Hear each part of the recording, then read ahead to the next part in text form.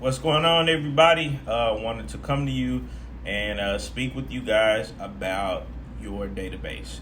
So this video is for new agents, and I know as a new agent, a lot of times we wonder or we say that we don't have a database or feel like we don't have a database or people to market to, right? So I want to debunk that theory and tell you what you can start with your database, right? What can be your database? Your phone book in your cell phone is your database. I know in the beginning, the business could be scary, right? Why would it be scary? We all tend to start out and kind of want to be secret agents. What's a secret agent?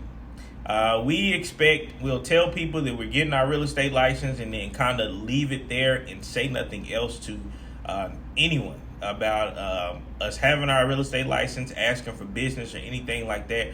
We just assume that our friends and family will remember that we're trying to get our real estate license, right? That's what I call a secret agent. And then we get to the point to where we feel, okay, well, I don't have the people who are really ready to buy a house right now. We're going to debunk that, and I'll tell you why. Everyone has a cell phone these days, right? And in that cell phone, we all have contacts. Those contacts are your database, right? What you do with those contacts is let them know that you are in the business and you ask them for business, right? There are several different ways that you can break this down and reach out to them strategically. What I'd like to do is break my database down into name groups, right? When I say name groups, I have all of my people in my database whose names start with the A and the W. They are all grouped together. D's and O's, they are all grouped together. So forth and so forth, right? What this does is this allows me to reach out to certain people on certain days, right?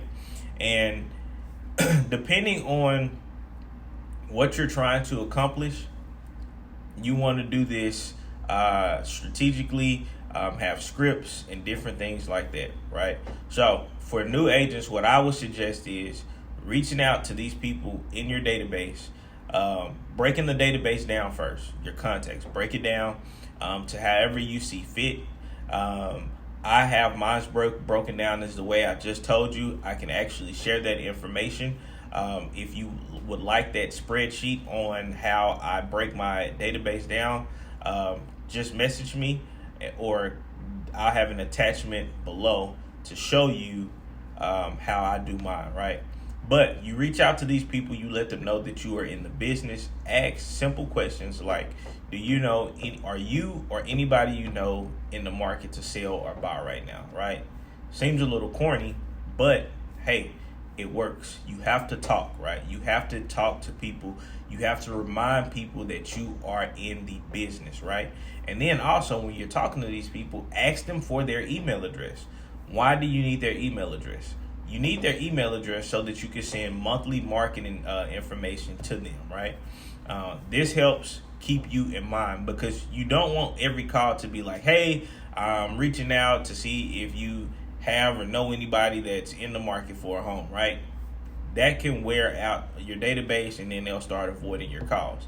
But starting out, there's absolutely nothing wrong with you reaching out one time, asking them for that.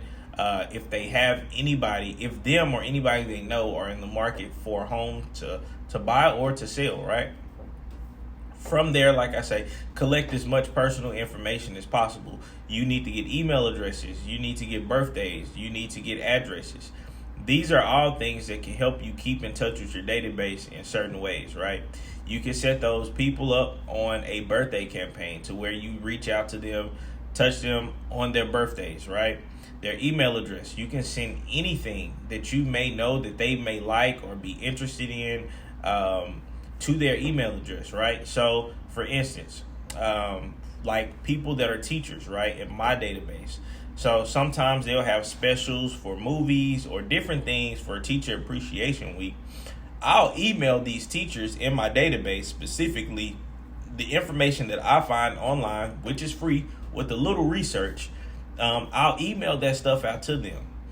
Why is the address also important to get? The address is important to get because during like the holidays and things like that, depending on the client and you guys' relationship, sometimes I do pop-up gifts, right? This doesn't have to be anything expensive or anything like that, but maybe you want to drop off some pies or some type of sweets or a gift card to some $10 gift card to Starbucks. These things help you keep in touch with your database, but it all starts in your cell phone, right? That is your database, and you build from there. But don't feel like you don't have a database, because you do.